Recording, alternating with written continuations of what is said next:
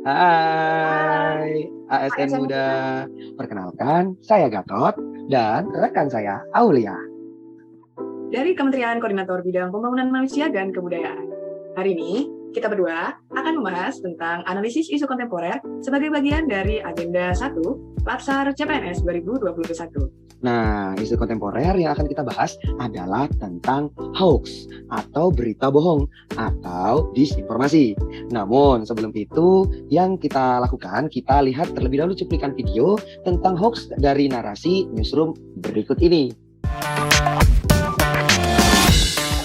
Pernah sih. Pasti pernah sih. Pernah di grup WA ya. Kajian radikal gitu sih. Dan sebenarnya terus dibilang corona belum masuk Indonesia, tapi kalau lihat faktanya mungkin nggak sih sebenarnya nggak masuk Indonesia. Kita cermati dulu berita itu atau benar atau enggak. Kalau saya sih jangan langsung percaya dan jangan langsung nge-share ke orang lain atau ke grup gitu. Rajin baca sih, rajin baca sama harus rajin buat research sendiri. Karena hanya anak muda yang mampu mengubah generasi sebelumnya. Menurut saya ini perlu banget anak muda sebagai penggerak dan bisa menyebarkan berita-berita baik pada yang lain sih. Nah, Mbak Aul, itu tadi pendapat anak-anak muda sekarang yang sudah paham tentang hoax.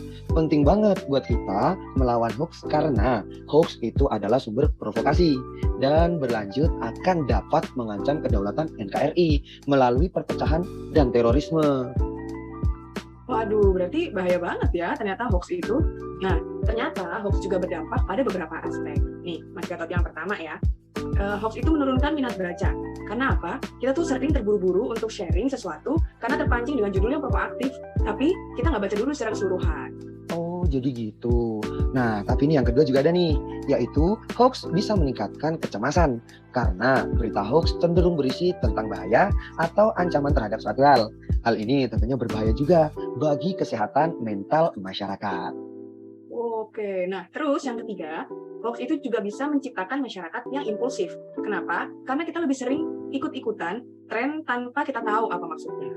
Baik, nah untuk menghadapi hoax tersebut, kita nih bakal share 3 tips mengenali hoax.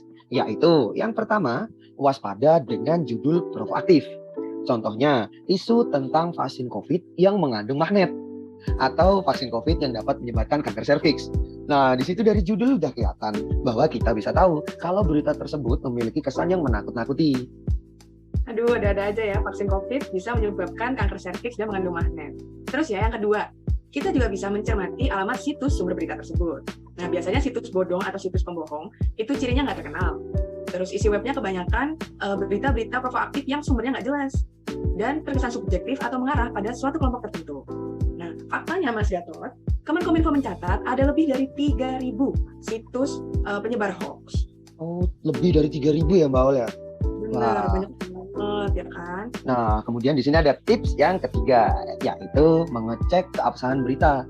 Nah, di sini caranya bagaimana? Jadi, yang paling mudah adalah dengan cari kembali berita yang sama di internet.